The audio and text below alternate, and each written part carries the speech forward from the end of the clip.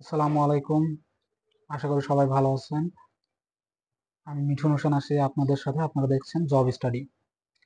আচ্ছা, আমরা গত ক্লাসে শিখেছিলাম হচ্ছে ন্যারেশনের কিভাবে ডিরেক্ট থেকে ইনডিরেক্ট করতে হয় তার কিছু ইনিশিয়াল কথাবার্তা বা প্রথম ক্লাস। আজকে আমরা বিভিন্ন সেন্টেন্সের ন্যারেশন ডিরেক্ট থেকে ইনডিরেক্ট কিভাবে পরিবর্তন করতে হয় সেটা দেখব। আচ্ছা, আজকে আমরা অ্যাসার্টিভ সেন্টেন্সকে ডিরেক্ট থেকে ইনডিরেক্টে পরিবর্তন করার নিয়মগুলো দেখব। চলুন তাহলে শুরু করা যাক।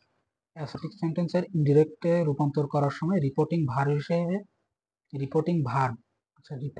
হিসেবে আমরা কি বলবো? সে অথবা সেইড, টেল অথবা টোল্ড বলবো। সে এবং টেল এগুলো হচ্ছে প্রেজেন্ট টেন্সের ক্ষেত্রে বসবে, আর সেইড অথবা টোল্ড পাস্ট টেন্সের ক্ষেত্রে বসবে। আমরা জানি রিপোর্টেড স্পিচ, রিপোর্টিং ভার্ব যদি পাস্ট টেন্স হয় তাহলে রিপোর্টিং স্পিচের টেন্সের পরিবর্তন হয়। মনে আছে তো আগের ক্লাসে?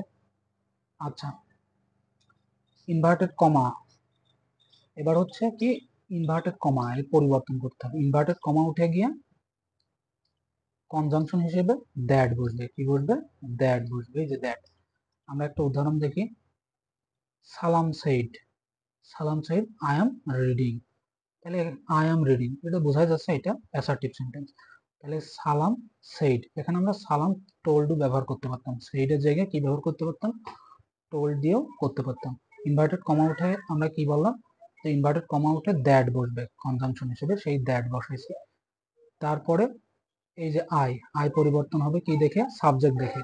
যেহেতু আই ফার্স্ট পারসন তাই আই পরিবর্তন হবে হচ্ছে সাবজেক্ট দেখে। সাবজেক্ট কি আছে? সালাম। সালাম যেহেতু পুরুষ লোক তাই তার প্রোনাউন হিসেবে হে, হি বসবে। আর এখানে আছে কি কোন টেন্স আছে? আই এম রিডিং, তাহলে প্রেজেন্ট কন্টিনিউয়াস টেন্স আছে। টেন্সের পরিবর্তন মনে আছে তো? তাহলে এখানে কি হবে? কমেন্ট করে জানান। পাস্ট ইনডিফিনাইট টেন্সে হবে, পাস্ট কন্টিনিউয়াস টেন্সে হবে। যেহেতু প্রেজেন্ট কন্টিনিউয়াস টেন্স আছে সেই ক্ষেত্রে পরিবর্তন হয়ে ইনডিরেক্টে পাস্ট কন্টিনিউয়াস টেন্স হবে। তাহলে হি ওয়াজ রিডিং হবে, এম এর জায়গা ওয়াজ হবে। তারপরেরটা বলতেছে যে teacher said to me, we are wrong, তাহলে টিচার টোল্ড মি। এই যে আমি বললাম কি যে সেইডের পরিবর্তে টোল্ড ব্যবহার করা যায়, আগেই বললাম। তবে হ্যাঁ, সেইডের পরে টু ব্যবহার করতে হয়।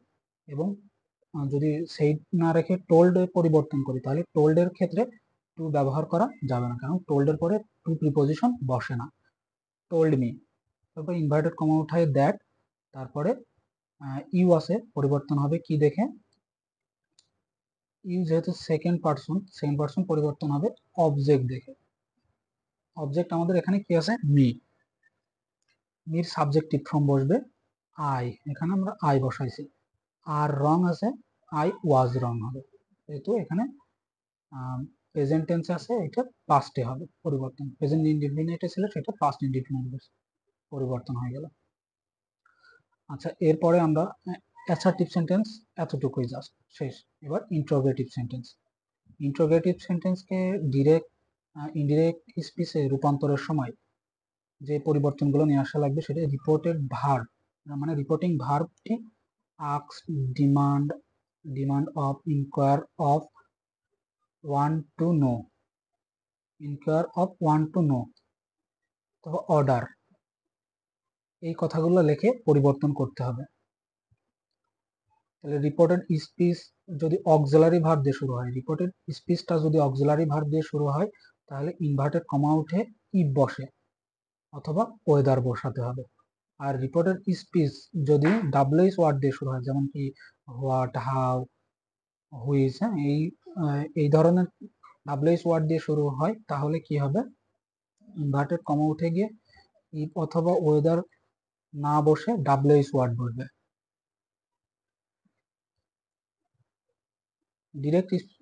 ডিরেক্ট স্পেসে ইন্ট্রোগেটিভ সেন্টেন্সটি ইনডিরেক্ট অ্যাসার্টিভ সেন্টেন্সে পরিবর্তন হবে। আচ্ছা, তারপরে হচ্ছে যে ব্যাপারটা সেটা হচ্ছে আমরা তো ইন্ট্রোগেটিভ সেন্টেন্সে পরিবর্তন করতেছি, কিন্তু ইন্ট্রোগেটিভ সেন্টেন্সেই রাখা যাবে না, সেটাকে কি করতে হবে? অ্যাসার্টিভ সেন্টেন্সে পরিবর্তন করতে হবে। আমরা উদাহরণগুলো দেখি। Mohammad said to Imran, do you like to read poetry.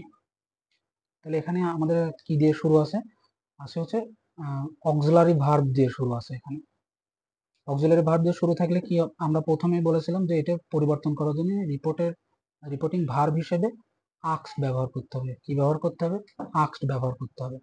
এই যে আমরা এখানে বলেছিলাম যে আক্স, demand of, inquire of, want to know, wonder, এগুলা আমার কাছে সব থেকে মনে হয় যে আক্স বসানোটাই ভালো। আক্স সহজেই সবাই মনে রাখতে পারবে, তাই আক্স বসাবো।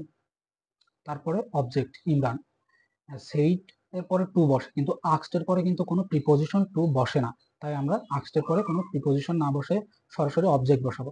তারপরে ইনভার্টেড কমা উঠে লিঙ্কার বসাতে হবে। লিঙ্কার হিসেবে আমরা কি বসাবো? ইফ বসালাম, কারণ কি এটা শুরু আছে হচ্ছে অক্সিলারি ভার্ব দিয়ে। অক্সিলারি ভার্ব দিয়ে শুরু থাকলে কি ইফ বসাইতে হবে। ইফ বসাইছি, ইউ আছে, ইউ সেকেন্ড পারসন, পরিবর্তন হবে অবজেক্ট দেখে, মানে ইমরানকে দেখে পরিবর্তন হবে। তাই এখানে হি বসাইছি এবং হির পাশে কাকে দেখে পরিবর্তন করেছি সেই ব্র্যাকেটে তার নামের প্রথম অক্ষরটা লিখতে হবে। মোহাম্মদ হলে এম লিখতাম, ইমরান হলে আই লিখবো। যেহেতু এখানে অবজেক্ট অবজেক্ট দেখে পরিবর্তন করতে হবে সেকেন্ড পারসন, তাই এখানে আই বসাইছি। তারপরে লাইক আছে, তার মানে present tense, do like, do present টেন্সের ক্ষেত্রে বসানো হয় প্রশ্ন করার জন্য, সেই ক্ষেত্রে এখানে পাস্ট পাস্ট টেন্স হবে, লাইকের পাস্ট ফর্ম লাইকড হবে। To read poetry. আশা করি বুঝতে পারছেন। আর নিচেরটা দেখি, he said to his father, what are you doing. He said to his father, what are you doing. এখানে ডাব্লিউএস ওয়ার্ড দিয়ে রিপোর্টেড স্পিচটা শুরু আছে। সেই ক্ষেত্রে কিভাবে পরিবর্তন করতে হবে? প্রথমে তো হি বসবে, তারপরে রিপোর্টে রিপোর্টেড ভার্ব হিসেবে রিপোর্টিং ভার্ব হিসেবে আক্স বসাতে হবে। তারপরে হিজ ফাদার, এখানে টু বা অন্য কোনো প্রিপোজিশন বসানো যাবে না। এবার ইনভার্টেড কমা উঠে লিঙ্কার হিসেবে যে ডাব্লিউএস ওয়ার্ডটা থাকবে সেইটাই এখানে বসে যাবে।